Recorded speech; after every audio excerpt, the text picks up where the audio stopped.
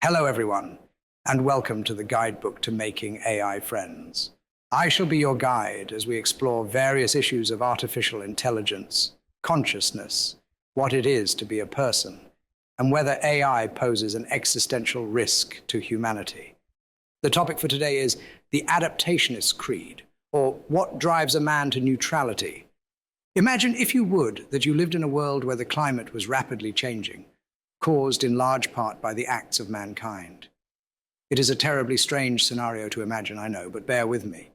In this world where the average global temperature keeps rising year on year, storms become more devastating, heat waves become hotter, glaciers continue to recede, and droughts become more common, what can a man do? Several groups all claim to have wonderful ideas about the situation, but eventually, two opposing ideas rise to the surface. On one side are the capitalists, who claim that the fear-mongering around the changing climate has gotten a little out of hand. It's not as bad as it seems, and even if it were, technology and the market will be our solution. Humanity will prosper and thrive as it always has, and technology will solve our problems as it has always done. Make it fast, make it cheap, and it will be good. On the other side of the debate are the communists, who say that we are all doomed. It's all capitalism's fault, imperialism's fault, colonialism's fault, and any other ism's fault. If we don't stop now and turn back the clock, we will all die. What do they want? Less of everything. Fossil fuels, gone. Free market capitalism, gone. Corporations, gone. The less we have, the closer we are to utopia, they say. Life will be more expensive, but we will feel better about ourselves. While these two camps battle it out, nothing actually gets done. The climate keeps getting worse and worse, while the capitalists deny any problems and the communists futilely try to get the capitalists to stop being capitalist. At the end of the day, the only thing that both groups can agree on is that nothing is actually their fault. In fact, they are quite certain that they are doing everything they can do to make the world a better place. The only person that isn't pulling their weight is you. Yes, that's right. You and your own environmental footprint is the problem here. Clearly, if only you did better, the world wouldn't be coming to an end. With that settled, at least, both continue with their eternal war that seems to be less about the environment and more about ideology with each passing day. While this was a clearly fictional allegory about a world that couldn't possibly exist, it does raise one pertinent question. In such a situation, what can you do? Whenever there is a perceived problem that is too large for a single person or group of people to take on, there are four options you can take.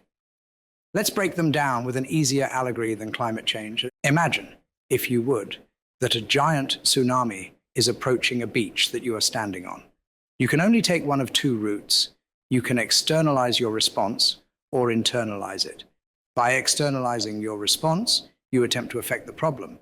You can try to stop the tsunami hitting the beach, or you can take your surfboard to try to ride that wave to see where it goes. In either case, you are tackling the problem head-on to find the best solution, whether through deceleration, the communists' stance on climate change, or acceleration, the capitalists' climate stance. Or you can internalize your response, affecting a change in or on yourself rather than the problem. Here still you have two choices. You can stay on the beach, accept that it is what it is, and let the tsunami hit you. Or you can look at the palm tree next to you, climb above the tsunami's reach, and hope the tree doesn't break with the force of the wave. This first way, the Stoics' way, is accepting that you cannot change the problem, so you change how you look at it. The second way is still an acceptance that you cannot change the problem, but rather than passively watching it hit you, you take the active stance and you change your position relative to the problem. This is the adaptationist stance, to change yourself and your situation so that you can adapt to the problems that you face. It can be easily summed up in three simple phrases.